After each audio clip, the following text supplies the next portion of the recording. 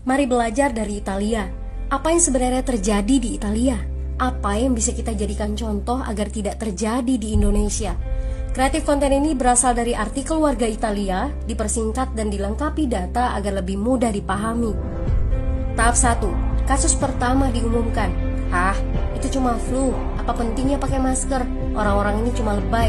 Saya kan sehat, gak bakal ketularan. Gak usah panik lah.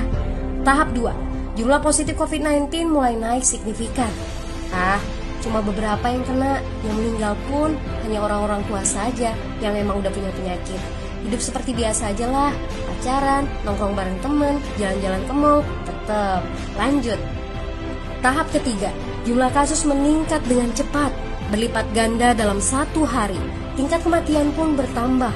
7 Maret, lebih dari 5.000 kasus positif COVID-19.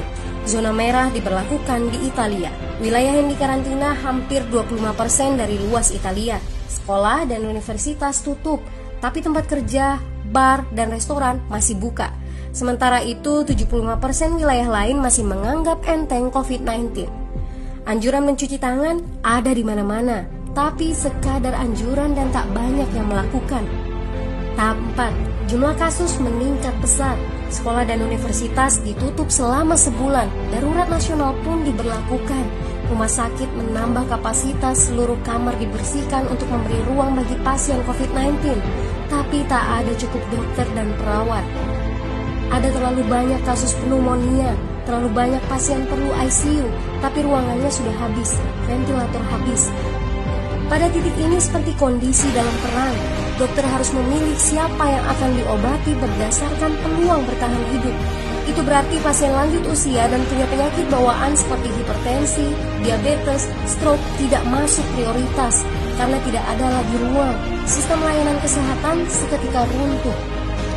Tahap 5. 9 Maret mencapai lebih dari 9.000 kasus. Seluruh kota Italia lockdown.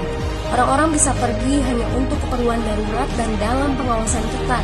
Semua bisnis masih dibuka karena jika tidak, ekonomi akan runtuh. Itu kebijakan pemerintah. Mulai ada ketakutan, orang-orang mulai memakai masker dan sarung tangan. Tapi tetap saja, ada anak-anak yang merasa jagoan, masih ingin uji nyali. Pergi ke restoran rame-rame, hangout bareng, minum-minum dan lain sebagainya. Tahap 6.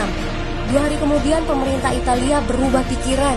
Semua bisnis harus tutup, bar, restoran, pusat perbelanjaan, semua jenis toko, kecuali supermarket dan apotek.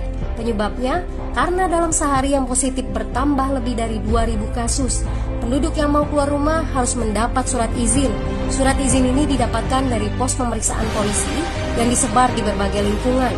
Yang melanggar bisa kena denda 3,3 juta rupiah. Bagi pasien positif yang tidak mau mengkarantina diri, bakal dituntut dengan pasal pembunuhan, hukuman 1-12 tahun penjara. 21 Maret jumlah korban meninggal di Italia terus meningkat melampaui Cina. Sebagai gambaran, luas Italia itu kurang lebih 2 kali Pulau Jawa. Penduduknya lebih dari 60 juta jiwa. Lalu apa yang harus kita pelajari dari Italia? Yuk, mulai dari diri sendiri, mulai dari di rumah aja. Jaga kebersihan lalu isolasi diri dan keluarga. Tidak keluar rumah kecuali sangat penting.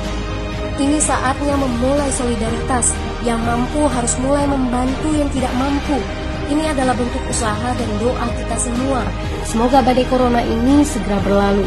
Mari memulai kekompakan dengan membagikan informasi ini. Di rumah aja, mari belajar dari Italia.